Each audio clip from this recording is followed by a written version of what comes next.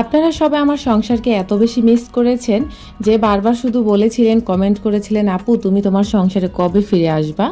তো আমি আসলে ফিরে আসছি গত শুক্রবারে, কিন্তু আমি এতটাই অসুস্থ ছিলাম, আপনাদের মাঝে আমার সংসারের কাজগুলো করে শেয়ার করতে আমার আসলে সাহস বা শক্তি কোনোটাই কুলায় নাই, যার কারণে অনেকটাই লেট হয়ে গেছে। গত শুক্রবারে আমি এসেছি, আজকে বৃহস্পতিবারে ভয়েস ওভার করছি, তাও পুরো এক সপ্তাহের ভিডিও অল্প অল্প খণ্ড খণ্ড চিত্র করে তারপরে আপনাদের সাথে সাজিয়ে গুজিয়ে শেয়ার করে দিয়েছি। আশা করছি পুরো ভিডিও জুড়ে আপনাদের কাছে অনেক বেশি ভালো লাগবে। যদি ভালো লেগে যায় তাহলে হার্ডলি রিকোয়েস্ট রইল, প্লিজ আমার ভিডিওতে একটি লাইক দিয়ে ভিডিওটি কন্টিনিউ করুন। অনেক আপুরা কিন্তু আমার ভিডিওগুলো দেখে যান, কিন্তু ইচ্ছা করে অনিচ্ছা আবার লাইকও দেন না, কেউ ইচ্ছা করে দেন না, কেউ আবার ভুলেও যান। তো আপনাদের কাছে রিকোয়েস্ট রইল, প্লিজ মনে করে একটি লাইক দিয়ে যাবেন। আপনার ছোট্ট একটি লাইকের কারণে আমি আরও একটি দিনের ভিডিও মেক করার অনেক উৎসাহ পাবো। তো আসলে এই প্ল্যাটফর্মে কিন্তু সবাই টাকার জন্যই আসে, কেউ কিন্তু অযথা সময় নষ্ট করতে এখানে আসে না। আর এই প্ল্যাটফর্মে কতটুকু সময় ব্যয় করতে হয় সেটা শুধু একজন কন্টেন্ট ক্রিয়েটর জানে। তো যাই হোক, আপনারা সবাই আমাকে আগের মতো সাপোর্ট করবেন, আগের মতো ভালোবাসা দিবেন। আমার প্রিয় ভালোবাসার আপুরা আমাকে অনেক বেশি ভালোবাসে, যারা আমাকে ভালোবাসে তারা তো ভালোবেসে আমার ভিডিওগুলো দেখেন আর প্রতিটা জিনিসে প্রতিটা স্টেপে স্টেপে আমাকে হেল্প করেন যাতে করে আমি একটু উপর উঠতে পারি। যাই হোক, আপনাদের জন্য আমি মন থেকে অনেক অনেক বেশি দোয়া করি। আল্লাহ তাআলা আপনাদেরকে সুস্থ হায়াত, নেক হায়াত দান করুক, আপনাদের পুরো পরিবারকে। তো এদিক দিয়ে এখন চলে আসছি, দেখতে পাচ্ছেন আমি এখানে প্রায় বলা যায় এক সপ্তাহের ভিডিও আপনাদের সাথে মেক করে শেয়ার করেছি। ও যে বেড গুছিয়েছি, ওই রুমটা গুছিয়েছি, ওইটা ছিল 2 দিন পরে আমি গুছিয়ে গোছাতে গেছি। তখন আমার এত বেশি মাথা ঘুরানো উঠেছিল যে আমার আর সাহসে কুলায় নাই যে পুরোটা বাসা আমি ক্লিন করব বা পুরোপুরিভাবে গুছিয়ে আপনাদের সাথে প্রেজেন্ট করব, সেটা আমার আর শক্তিতে হয় নাই। তো যাই হোক, মানুষের শারীরিক সুস্থতা যে আল্লাহ তাআলার দরবার থেকে কত বড় নেয়ামত হয়ে থাকে, অসুস্থ হওয়ার পরে সেটা আমরা সবাই বুঝতে পারি। তো সবাই সবার জন্য দোয়া রাখবো, সবাই সবার জায়গায় ভালো থাকার চেষ্টা করব। একে অপরকে হিংসা বিদ্বেষ ভুলে গিয়ে সবাই বেশি বেশি করে সাপোর্ট করবেন। আর আমার এখন বর্তমানে কয়েকজন ইউটিউবার আপুরা আছেন, সবাইকে মাশাআল্লাহ সাপোর্ট করে, এই ব্যাপারটা আমার কাছে খুব ভালো লেগেছে। কয়েকজন আপু সবার ভিডিও দেখে। আসলে এভাবে যদি আমরা মিলেমিশে চলি, অবশ্যই আমরা প্রতিটা মানুষ তাদের লক্ষ্যে পৌঁছাতে পারবো। যাই হোক, এখন চলে আসি আমার সংসারের মূল কথাবার্তায় বা কাজকর্মে। এই যে আপনাদের ভাইয়া সবজি নিয়ে এসেছিল, তো আমি তো বেশ কিছুদিন পরিমাণ গ্রামে ছিলাম বাচ্চাদেরকে নিয়ে, আমরা অনেক জায়গায় বেরিয়েছিলাম, মাছ মাংস আলহামদুলিল্লাহ খেয়েছি, মাছ না মাংসই খাওয়া পড়েছে বেশি, যেহেতু ঈদের টাইম ছিল। তো এখন আপনাদের ভাইয়া সবজি নিয়ে আসছে, আর সবজিগুলো আমার এত বেশি পছন্দ হয়েছিল, মনে হচ্ছিল যে আমি কাঁচা খেয়ে পেলি, এতটাই আমার কাছে ভালো লেগেছিল, অনেক বেশি টাটকা। যদিও আপনাদের ভাইয়ার প্রতিটি বাজার অনেক বেশি টাটকা হয়ে থাকে, এত বেশি সতেজ বাজার আনে মাশাআল্লাহ। সে টাকা কম হলেও কি হয়েছে, তার কিন্তু রুচিটা অনেক বেশি ভালো, এদিক দিয়ে আমার খুব ভালো লাগে। তো যাই হোক, এখন আপনাদের সাথে শেয়ার করি।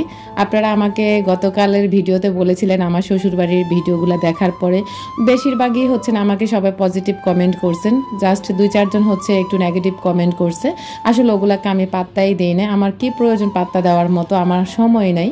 যারা আমার মতো ভুক্তভোগী, শ্বশুরবাড়িতে গিয়ে নিজের অধিকার পাওয়া থেকে বঞ্চিত হয়ে থাকে, বাচ্চারা বড় হওয়ার পরও সেই অধিকারটুকু পায় না, তারাই আমার ব্যাপারটা বুঝেছেন। আর যারা একদম বিয়ে ঠিক হয়েছে মাত্র, তখন থেকে শ্বশুরবাড়িতে অধিকার খাটানো শুরু করেছে, গিয়ে একদম তার গোষ্ঠী শুদ্ধা একদম অধিকার খাটাইছে, তারা কিন্তু আমার এই ব্যাপারটাকে সহ্য করতে পারেনি বা মেনে নিতে পারেনি। তো আমরা আমি যদি আমার শ্বশুরবাড়িতে যদি আমি অধিকারটা খাটাইতে পারতাম বা আমার মনের মতো করে চলতে পারতাম, তাহলে কিন্তু আপনাদের সাথে আমি শেয়ার করতাম, ওইটাই শেয়ার করতাম। এখন আমার সাথে বাস্তব জীবনে যা ঘটেছে আমি তাই আপনাদের সাথে শেয়ার করেছি। কিছু কিছু মেয়েদের ভাগ্য এতটাই ভালো হয়, তারা না চাইতে সব কিছু পেয়ে যায়। এমনও কিছু বউ আছে বাস্তবে যে যারা কিনা সারাদিনে একটা কাজও করে না, কিন্তু তাদের সমস্ত সব কিছু ঠিক থাকে। কেন জানেন? সেটা তার হাজব্যান্ডের কারণে। তার হাজব্যান্ড পরিবারকে এত বেশি প্রেশার ক্রিয়েট করে যে তার বউকে সবাই মাথার উপরে করে রাখতেই হবে, এটাই স্বাভাবিক ব্যাপার। তো আপনারা আবার অনেকে বলেছিলেন না যে আপু তোমার হাজব্যান্ড ভালো, আল্লাহর কাছে শুকরিয়া আদায় করো। আপু আমার হাজব্যান্ড ভালো, আলহামদুলিল্লাহ, আমি সবসময় শুকরিয়া আদায় করি। ততক্ষণ ভালো যতক্ষণ তার ফ্যামিলির বিরুদ্ধে আমি না যাব, ঠিক ততক্ষণই সে ভালো থাকে। তার ফ্যামিলির বিরুদ্ধে, তার ভাই বলেন, বোন বলেন, বাবা বলেন, মা বলেন, যার যে কোনো একজনের বিরুদ্ধে একটা কথা বলবো, জাস্ট এনাফ। সে তখনই শুরু করে দেয় যে তার আসল রূপটা কেমন সেটা আমাকে দেখিয়ে দেয়। আমি তার সাথে আজকে প্রায় 1 যুগেরও বেশি সময় পার করতেছি। এই মানুষটাকে আমার থেকে বা আমার শ্বশুরবাড়ির পরিবারকে আমার থেকে কেউ বেশি চিনবে না। যাই হোক, যারা হয়তো বা ওই যে বললাম না, যারা শ্বশুরবাড়িতে বিয়ে হয়ে মানে ঠিক হয়েছে তখন থেকে তার 14 গোষ্ঠী নিয়ে অধিকার খাটানো শুরু করছে, তারা হচ্ছে বিশ্বাস করবে না। যারা আমার মতো বাস্তব জীবন ফিল করবেন বা বাস্তব জীবনের মুখোমুখি হবেন, তারাই হচ্ছে বুঝতে পারবেন যে আসলে জীবনটা কতটা ভয়ঙ্কর হতে পারে বা কতটা হচ্ছে কষ্টের হতে পারে। আমি তো শুধুমাত্র আপনাদের সাথে সিম্পল এগুলো শেয়ার করেছি, আরও এমন অনেক কাহিনী আছে যেগুলো শুনলে আপনারা হয়তো বা কান্নাও করে ফেলবেন। মানে এতটা কষ্ট করে আমি হচ্ছে ওখান থেকে এখন এখানে এসেছি। তাও আপনাদেরকে আমি আমার গ্রামের সমস্ত সব কিছু দেখিয়ে দিয়েছি। আর আমার ঢাকাতে যা কিছু আছে, যা আপনাদের সাথে শেয়ার করি তাই আছে, এর থেকে আমার বেশি কিছুই নেই। তো অনেকেই হয়তো বা আমার এই জিনিসগুলোকেও সহ্য করতে পারেন না। আসলে আপুরা, প্রয়োজনে মানুষ সব কিছুই মনে করেন আধুনিকতার ছোঁয়াতে আসতে হয়, এটাই স্বাভাবিক ব্যাপার। এখানে অস্বাভাবিক কোনো কিছুই নেই। যারা একটু মানে খারাপ মাইন্ডের, তারা প্লিজ ইগনোর করবেন, কারণ আপনারা হচ্ছে ওই ধরনের, যার কারণে আপনারা অন্যকে সহ্য করতে পারেন না বা অন্যের কষ্টগুলো মেনে নিতে পারেন না। যাই হোক, আপনাদের সাথে কিন্তু অনেক কথাই বলে ফেলতেছি। আমার এমনও অনেক কথা আছে যেগুলো আপনাদের কাছে এখনও না বলাই আছে, আমি এখনও শেয়ার করিনি। আমার হাজব্যান্ড আপনাদের সাথে আমি ভালো রাখি বলে হচ্ছে আমার হাজব্যান্ড ভালো, বলবো না আমার হাজব্যান্ড খারাপ। আলহামদুলিল্লাহ, আলহামদুলিল্লাহ, আমার হাজব্যান্ড টাকা না থাকলেও অনেক বেশি ভালো একজন মানুষ। সে কিন্তু অনেক দায়িত্ববান একজন পুরুষ, যেটা আমি বলতে পারবো। সে তার মার জায়গায় মাকে ভালো রেখেছে, আমার জায়গায় আমাকে ভালো রেখেছে। একটা দিক তার আমার সবচেয়ে ভালো লাগে, সেটা হচ্ছে তার আমার যত কথা আছে নেগেটিভ, যত কিছু আছে নেগেটিভ, কোনো কিছুই তার পরিবারের সাথে শেয়ার করে না। আবার তার পরিবারের যত খারাপ কিছুই আছে আমার সাথে কখনো শেয়ার করে না। মানে মায়ের কথা বউর সাথে শেয়ার করে না, বউর কথা মায়ের কাছে শেয়ার করে না। আমার হাজব্যান্ড হচ্ছে এরকম একজন দায়িত্ববান পুরুষ, বা আমি বলবো একদম সঠিক একজন মানুষ। সে একটা কাজের কাজ করছে। সে চায় না তার মায়ের মনে কষ্ট দিয়ে কখনো কথা বলুক বা তার পরিবারের মনে কষ্ট দিয়ে কখনো কথা বলুক, এটা সে কখনো চায় না। আর আদৌ সে পারবে কিনা সেটা আমি জানি না। তবে আমার কথা হচ্ছে, কষ্ট দিয়ে কথা বলার প্রয়োজন নেই, যেটা একদম লিগ্যাল কথা সেটা আপনাকে বলতেই হবে, কিন্তু সেটাও বলে না। আমার ছেলেটার মাশাআল্লাহ এখন 10 বছর হয়ে গেছে, 10 বছরের প্লাস হয়ে গেছে, এখনও কিন্তু আমি আমার শ্বশুর বাড়ির কোনো ধরনের অধিকার পাইনি বা আমার সন্তানেরাও পায়নি। আমার সন্তানেরা বিশ্বাসই করে না যে ওইটা তাদের নিজের বাড়ি, যেটা তারা কখনোই বিশ্বাস করে না। তারা সবসময় বিশ্বাস করে আমার বাবার বাড়ি হচ্ছে ওদের বাড়ি। আজকেও আরাফে জিজ্ঞেস করতেছে, আরাফকে আমি আজকেও বললাম যে তোমার দাদা, ওটা হচ্ছে তোমার দাদার বাড়ি এবং কি তোমাদের বাড়ি, আর আমার বাবার বাড়ি যেটা, ওটা আমার বাবার বাড়ি বা আমার বাড়ি, ওটা তোমাদের বাড়ি না। এবং কি তোমরা আজীবন ওখানে হচ্ছে থাকতে পারবা না, তোমরা তোমাদের বাড়িতে থাকতে হবে।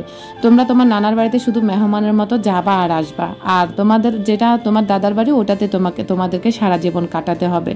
তো আসলে এই ব্যাপারগুলো মাঝে মাঝে খুব কষ্ট পাই শেয়ার করার সাথে সাথে। কেন জানি কষ্ট আসে মনের ভিতরে, যে আমার এই ছোট ছোট বাচ্চাদেরকে আমি আসলে বুঝাইতে পারি না যে ওটা তাদের নিজের বাড়ি।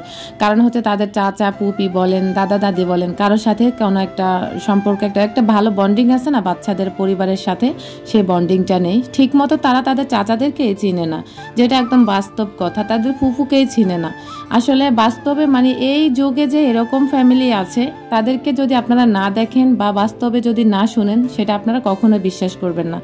আমি অনেক মানুষের সাথে চলাফেরা করি, সবাই কিন্তু সবার পরিবারের সাথে বন্ডিংটা অন্তত ভালো রাখে, কিন্তু আমার ছেলেদের পরিবার থেকে তারা পুরোটাই আলাদা, পুরোটাই বন্ডিং ছাড়াই আছে তারা। যাই হোক, আল্লাহ ভরসা, আপনারা সবাই আমার জন্য দোয়া রাখবেন, আমার স্বামী সন্তানের জন্য দোয়া রাখবেন। আমি আল্লাহ তাআলার কাছে সবসময় দোয়া করি, আল্লাহ তুমি আমার স্বামী সন্তানদেরকে আমাকে সুস্থ হায়াত নেক হায়াত দিয়ে বাঁচিয়ে রাখিও। ইনশাআল্লাহ তুমি চাইলে হয়তোবা আমাদের অনেক কিছু হবে, আল্লাহ চাইলে সব কিছু হবে। আল্লাহর উপর ভরসা করে আমি পড়ে আছি, ইনশাআল্লাহ, তাওয়াক্কাল তু আল্লাহ। আল্লাহ চাইলে আমাকে অনেক কিছু দিয়ে অনেক কিছু দিয়ে আমাকে আমার মন ভরিয়ে দেবে, তখন আমি কাউকে দেবার মতো মানে টাকা পয়সা জায়গা সম্পত্তি রাখার মতো জায়গা পাবো না। আমি সবসময় নিয়ত আমার ভালো আছে, আমি আমার শ্বশুর শাশুড়িকে দেখব, আমার বাবার পরিবারকে দেখব, সবাইকে ভালো রাখার চেষ্টা করব আমার জায়গা থেকে।